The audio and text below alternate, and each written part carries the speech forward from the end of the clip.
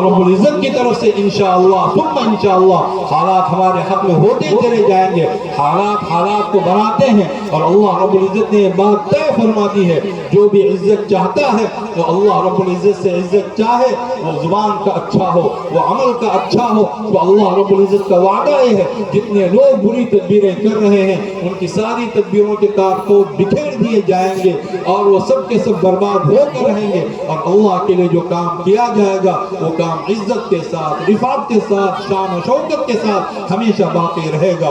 من کان یرید العزہ فللہ العزۃ جمیعا الیہ یصعد الکلم الطیب والعمل الصالح یرفعہ والذین یمکرون السیئات لهم عذاب شدید ومکر اولئک هو یبور. جو بھی عزت چاہتا ہے قرآن کریم کہہ رہا ہے وہ سن لے کہ ساری عزتیں اللہ رب العزت کی ہیں, اور عزت پانے کا طریقہ کیا ہے؟ الیہ یصعد الکلم الطیب, صاف ستھری باتیں اللہ کی طرف اوپر کو چڑھتی ہیں. صاف ستھری باتوں کا مرکز کیا ہے؟ لا الہ الا اللہ محمد رسول اللہ, سب سے سچا کلمہ ہے. اس کلمے کی بنیاد پر ہر بات کہی جائے, اس کلمے کی بنیاد پر ہر بات سوچی جائے, اور اچھے کام ان باتوں کو اور اوپر اٹھاتے ہیں اور صاف ستھری باتیں اچھے کاموں کو اور اوپر اٹھاتے ہیں. اسی کلمے کی بنیاد پر اچھا کام کیا جائے, رسول اکرم صلی اللہ علیہ وسلم کے طریقے کے مطابق کیا جائے, اللہ رب العزت کو راضی کرنے کے لیے کیا جائے. فمن کان یرجو لقاء ربہ فلیعمل عملا صالحا ولا یشرک بعبادۃ ربہ احدا.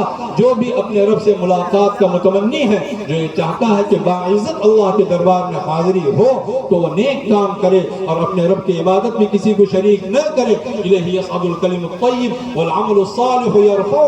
اچھی باتیں اللہ کی طرف عروج کرتی ہیں اور اچھے کام ان کو اور اوپر کی طرف پہنچا دیتے ہیں. پھر اللہ نے یہ بات ارشاد فرمائی, والذین یمکرون السیئات لهم عذاب شدید. جو لوگ بری تدبیریں کر رہے ہیں, جو لوگ بری سازشیں رچ رہے ہیں, ان کے لیے سخت ترین عذاب بھی ہوگا اور ان کی ساری چالیں برباد کر کے رکھ دی جائیں گی. یہ اللہ کا وعدہ ہے. کسی کی چال کا کامیاب ہونا اس کا کمال نہیں, ہماری کمزوری ہے.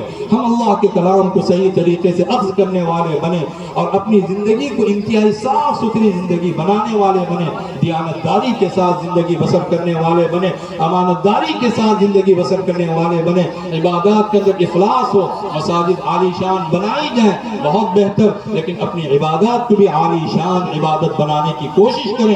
حضور اکرم صلی اللہ علیہ وسلم دعا فرمایا کرتے تھے, رب اعنی علی ذکرک و شکرک و حسن عبادتک. اے میرے پروردگار تو میری مدد فرما اپنا ذکر کرنے پر, اپنا شکر ادا کرنے پر اور اپنی بہترین عبادت کرنے پر. حضور اکرم صلی اللہ علیہ وسلم نے امت کو ڈرایا اور یہ بات ارشاد فرمائی, سب سے پہلے جو چیز اٹھائی جائے گی وہ خشوع اٹھا دیا جائے گا, وہ خلوص, وہ اخلاص, وہ دردمندی, وہ سچائی, اس طرح کی چیزیں عبادات سے اٹھائی جائیں گی. یہاں تک آپ صلی اللہ علیہ وسلم نے ارشاد فرمایا, حتی لا تکاد تری خاشعا, یہاں تک کہ تم کسی خشوع رکھنے والے کو, کسی اخلاص رکھنے والے کو نہیں پاؤ گے. اللہ کا فضل و کرم ہے, ابھی وہ زمانہ نہیں آیا, لیکن ہماری کوشش یہ ہونی چاہیے ہم اخلاص کے ساتھ عبادت کرنے والے مسجد میں جائیں, سچائی کے ساتھ عبادت کرنے والے, دعائیں کرنے والے, صحیح اللہ کی بندگی کرنے والے ہم بنے.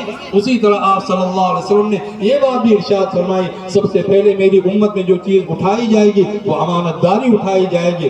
آج دیکھا جائے کس قدر خیانتیں عام ہیں, کمائی میں خیانت, گھریلو زندگی میں خیانت, میاں بیوی میں خیانت, باپ بیٹے میں خیانت, ماں بیٹی میں خیانت. گرچہ وہ زمانہ پورے طور پر نہیں آیا, لیکن ہمیں کوشش کرنی چاہیے ہر معاملے میں ہم دیندار بنیں گے, دیانتدار بنیں گے, امانتدار بنیں گے.